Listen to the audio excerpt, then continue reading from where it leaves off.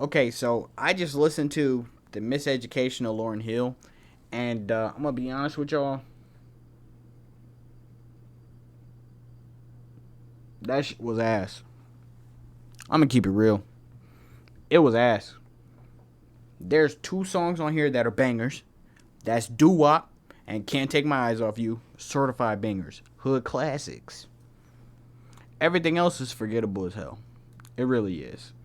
Like, you would think that Lauryn Hill would be way better than this. But to be fair, this is her only album, and it's her freshman album. And you know there's that so-called freshman curse. So, it's not gonna be good. Let alone somewhat worth the time. Right? I don't know how to feel, to be honest with y'all. I really don't. Everything is everything. Doo Wop, Can't Take My Eyes Off You, and X Factor are decent. Or better. Everything else is kind of not even worth the listen, to be honest. Really not. The title track was not what I was... Well, it was what I was expecting from the whole album. But as far as like the title track goes, it was a weak title track. But I was expecting that for most of the album to be what the title track was. The soul and the camera. Why are you shaking? The more soul and like the more singing like that. I expected that. But bro, it was kind of... It wasn't what I wanted it to be. I don't know how people say this is good. Maybe it's just because it's Lauryn Hill. She's an African American woman. And Lauryn Hill's name is so iconic. Her best stuff is from the score. The little collab stuff with the Fugees and Wyclef. But this is bad. This is really bad. Yeah, it's trash. It's actually trash. I want to say it's valid, but it's not. It's trash. Like, I can't give people credit anymore for like having 3 songs that go. Having your 3 songs that go don't mean anything for the rest of the project. I promise. It don't. But yeah, this isn't great. I thought it was going to be better than this, but it kind of made me frustrated because I'm like, yo, you can't do anything more than this? Like, there was a lot of soul. Don't get me wrong. There was a lot of soul in it. There's a whole bunch of soul. But at some point, I was like, okay, what else? She wasn't saying anything super extravagant. There was no topic she was talking about that was, groundbreaking. Like, I don't know. Like, for a long time while I was listening to this, I was just sitting here and I was just like, okay, cool. And then at some point, it all became background music. And I just had it on and I literally wasn't doing anything. I was listening to the album and I zoned out into my own daydreaming. Or vamp dreaming, because it's 4 in the morning. Like, I was like, what? Like, what's going on? But nah. Yeah, this isn't great. That kind of sucks. Now the score's got bangers on it. Score got bangers. Ready or Not, Killing Me Softly, Fuji La. Let me see. What else on here, banger? No Woman, No Cry, kind of a banger.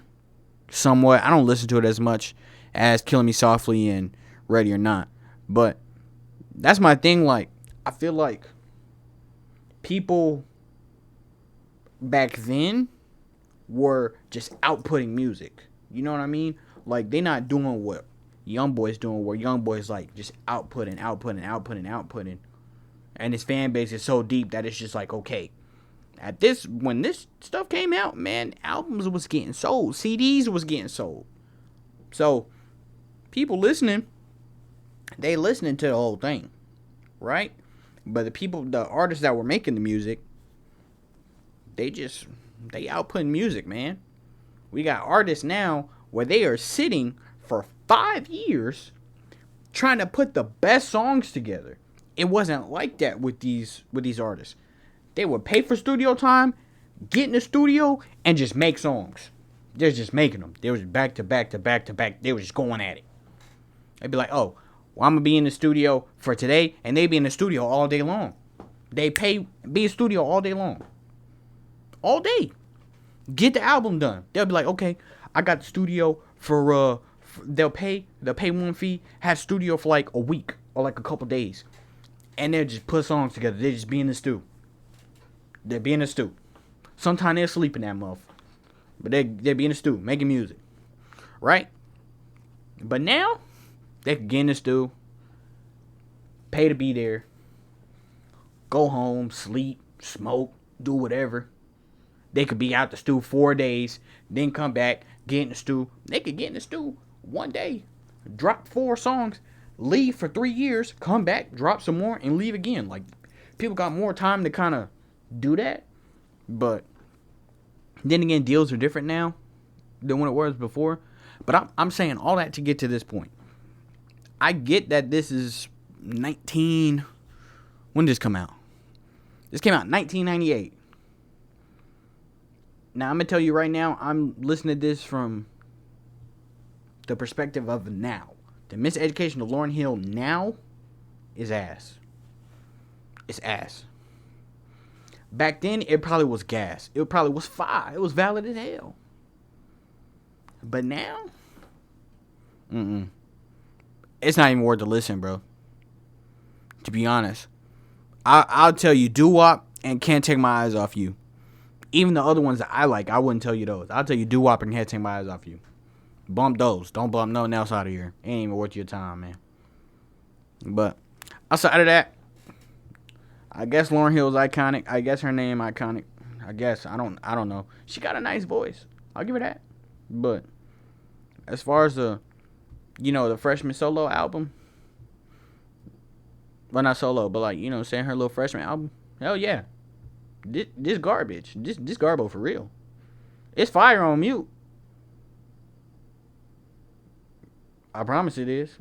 It was straight background music. I promise. And I know I'm finna get a whole bunch of hate for this. I know I am.